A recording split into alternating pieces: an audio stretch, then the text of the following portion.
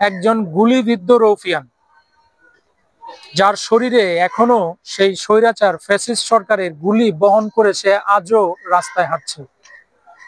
সে গুলি খেয়েও বেঁচে আছে। প্রিয় দেশবাসী, আসসালামু আলাইকুম। আজকে আপনাদের সাথে একজন শিক্ষার্থীর পরিচয় করিয়ে দিব।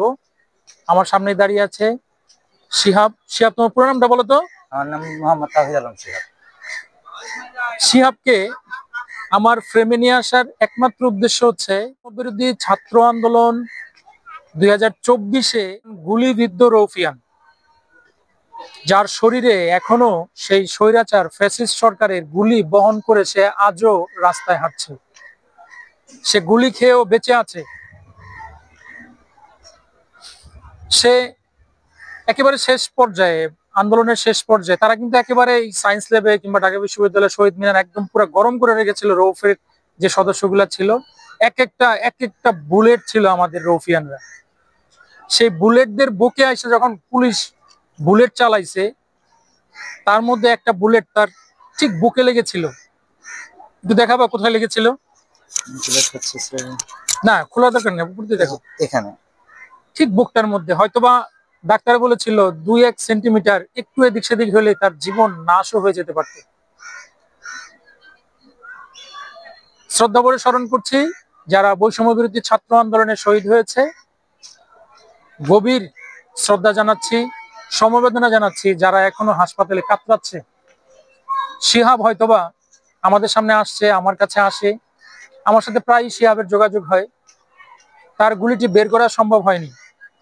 আমরা যখন ঠিক সন্ধ্যায় শুনেছিলাম যে শিহাব গুলিবিদ্ধ হয়েছে, আমরা কিন্তু পাগলের মতো হয়ে গিয়েছিলাম। Principal sir, VP sir, class teacher, আমরা সবাই গিয়ে ঢাকা মেডিকেল থেকে উইদিন 30 মিনিটসের মধ্যে আমরা কিন্তু আমাদের যে বিজিবি হাসপাতাল আছে সেই হাসপাতালে নিয়ে এসেছিলাম। এবং প্রপার ট্রিটমেন্টের কারণে কিন্তু সে এখনো বেঁচে আছে। ভালো একটা ট্রিটমেন্টও পেয়েছিল সে এখানে। গুলিটি বের করা পসিবল হয় না, গুলিটি এখনো আছে, গুলিটি পিছনের সাইডে চলে আসছে। আজকে যখন আসলো তখন আমি জিজ্ঞেস করলাম গুলির কি অবস্থা, গুলি কি বের করা সম্ভব হয়েছে? বললো যে না স্যার, আজকেও ব্যথা হয়। আমরা শিহাবের মুখ থেকেই শুনবো তার সেই বীরত্বের কথা। শিহাব, তুমি কি বলবা যে কখন, ঠিক কোন মুহূর্তে যখন তোমার গুলিটা লাগছে, বুলেটটা লাগছিল, বুলেটের ঠিক আগ মুহূর্তে তুমি কি পর্যায়ে ছিলা, কি পজিশনে ছিলা, একটু বলবা? আমি স্যার জিগাতলায় ছিলাম। তো জিগাতলায় যখন 4 তারিখ, এটা আমাকে সকাল 9:30টায় আব্বু কল দিয়ে বলে যে তুমি হোস্টেল থেকে কোথাও বের হবা না, তুমি কোথাও যাবা না। তো আমি একদম ঠিক 10টায় হোস্টেল থেকে বের হয়ে যাই। আমি হোস্টেল থেকে, আমাদের বের হওয়া নিষেধ ছিল, বিজিবি হোস্টেল। তো আমি হোস্টেল থেকে বলি যে আমি নাস্তা করতে যাচ্ছি। নাস্তা করার কথা বলে হোস্টেল থেকে বের হয়ে যাই। বের হয়ে আমি সায়েন্স ল্যাব যাই। প্রথমে সায়েন্স ল্যাব থেকে সেখানে আমাদের সাথে প্রথমে যুবলীগের একটু সংঘর্ষ হয়। তারপর সেখান থেকে আমরা যখন জিগাতলা থেকে আমাদেরকে অ্যাটাক করা হয়, তো তখন আমরা ভালোভাবেই প্রস্তুত ছিলাম। তো তখন তারা সাউন্ড গ্রেনেড মারে এবং আমাদের উপর সাইলেন্সার লাগিয়ে গুলি করা শুরু করে। যুবলীগের সদস্যরা? হ্যাঁ, যুবলীগ এবং ছাত্রলীগ। তো তখন আমাদের সাইলেন্সার দিয়ে গুলি করার কারণে হঠাৎ করে যখন আমরা একদম বিজিবি 4 নম্বর গেটের কাছাকাছি ছিলাম, তো হঠাৎ করে ওদেরকে আমরা আক্রমণ করতেছিলাম। তখন তো ওরা সাউন্ড গ্রেনেড মারতেছিল এবং ইট মারতেছিল। তো হঠাৎ করে জাস্ট আমি একটা ইট নিয়ে জাস্ট রেডি হয়েছি, আর আমার হাতে লাঠি ছিল। তো তখনই হঠাৎ করে বুকে একটা গুলি লাগে। তো তখন আমি সাথে সাথে বুঝতে পারি না যে আমার শরীরে কি লাগছে। জাস্ট আমি দেখছি একটা ছিদ্র হয়েছে।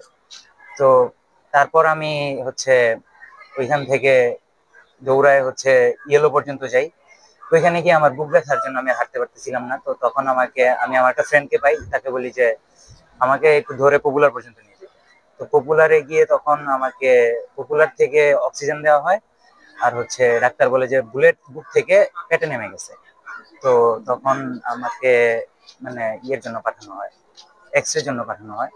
তো এক্স-রে যখন আমি করতে যাই তখন আমার সেন্স আছে, কিন্তু আমি চোখে কিছু দেখতে পাচ্ছি না, আমার শরীরে কোনো ব্যালেন্স পাচ্ছি না। তারপর থেকে আমাকে ওইখান থেকে ঢাকা মেডিকেলে পাঠানো হয় এবং ঢাকা মেডিকেলে চিকিৎসা, যেহেতু অনেক রোগী ছিল এখানে, তো ওইখানে প্রপার ট্রিটমেন্ট আমাকে দিতে পারে না ওরা। তো ওইখান থেকে আমাকে বিজিবি হসপিটালে নিয়ে আসা হয় এবং তারপরে 28 দিন আমি হসপিটালে ছিলাম। এখন আল্লাহর রহমতে মোটামুটি সুস্থ। খুবই দুঃখজনক, খুবই দুঃখজনক। শিহাব মানবিক শাখা থেকে 2024 সালে এইচএসসি পরীক্ষায় পাশ করেছে। সে 4.7 পেয়েছে আমি যদি ভুল না করি, তাই না, আউট অফ 5। সে কিন্তু মেধাবী শিক্ষার্থী, আমার টাচে ছিল, প্রায় 2 বছরে আমার টাচে ছিল। খুব কাছ থেকে আমি ওকে রিয়েলাইজ করেছি ওর মতো ভদ্র নম্র ছেলে পাওয়া খুব দুষ্কর।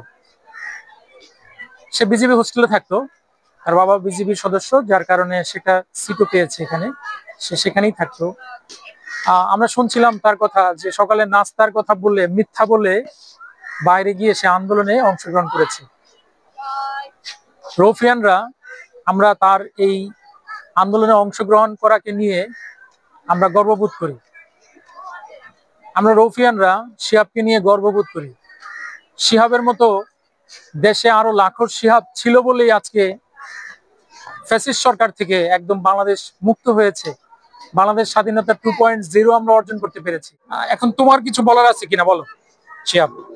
আমার কথা হচ্ছে যে আমাদের আন্দোলনের সময় যারা শহীদ হয়েছে তাদেরকে আমরা শ্রদ্ধা করি, এবং যারা আন্দোলনে আহত তাদের দিকে আমরা একটু মানে নজর রাখবো। এবং আমরা যদি কখনো এরকম আরো ভবিষ্যতে ইন ফিউচার যদি কখনো আমরা কোনো প্রকার এরকম ফেসিস্ট কোনো কিছু দেখতে পাই অথবা কোনো প্রকার এরকম কিছু পাই, তাহলে হচ্ছে আমরা সাথে সাথে অ্যাকশন নিব এবং আমরা অন্যায়ের বিরুদ্ধে সবসময় প্রতিবাদ করে যাব। আমরা যদি সংখ্যায় একজনও থাকি তাও আমরা অন্যায়ের বিরুদ্ধে প্রতিবাদ করে যাব। দেখা যাবে দিন শেষে আমাদের পাশে কেউ না কেউ থাকবে অবশ্যই, ইনশাল্লাহ। এবং আমাকে আমাদের কলেজ এবং বিজিবি এবং নূর মোহাম্মদ কলেজ, আমাদের কলেজ যতটা হেল্প করছে তার জন্য হচ্ছে আমি কলেজের কাছে এবং বিজিবির কাছে অসংখ্য কৃতজ্ঞ। অন্যায়কে প্রশ্রয় নয়, অন্যায়ের বিরুদ্ধে বাংলাদেশের শিক্ষার্থীরা সবসময় ছিল, আছে, থাকবে। বাংলাদেশের যত বড় বড় আন্দোলন হয়েছে সব আন্দোলনের মূল নায়ক ছিল কিন্তু ছাত্ররা, শিক্ষার্থীরা। সুতরাং বাংলাদেশের অরাজকতা, বাংলাদেশের অন্যায় সমস্ত কিছু রুখে দেওয়ার জন্য বাংলাদেশের শিক্ষার্থী যারা রয়েছে তারাই যথেষ্ট। মানে নিষ্পাপ, নিরীহ, নিরস্ত্র ছাত্রদের উপর এইভাবে মানে প্রশাসনের আশেপাশে বিভিন্ন সংগঠনের লোকজন যখন ঝাঁপায় পড়ে, ওরা তো কোমলমতি শিক্ষার্থী ছিল, ওদের তো কোনো অপরাধ ছিল না। ওরা শুধু ওদের ন্যায্য দাবিটুকু চেয়েছিল, মেধাবীদের অগ্রসর হওয়ার কিংবা মেধার যেই অধিকারটা, সেই অধিকারটাই চেয়েছিল। কি এমন অপরাধ ছিল তাদের?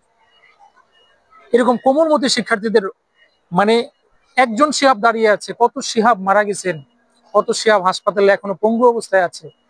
মানে শিহাবের ঘটনা শোনার সময় আমার চোখ দিয়ে মানে আমি আবেগ আপ্লুত হয়ে গিয়েছিলাম। কি অবস্থা, একটা কোমলমতি শিক্ষার্থীদের কিভাবে গুলি করে।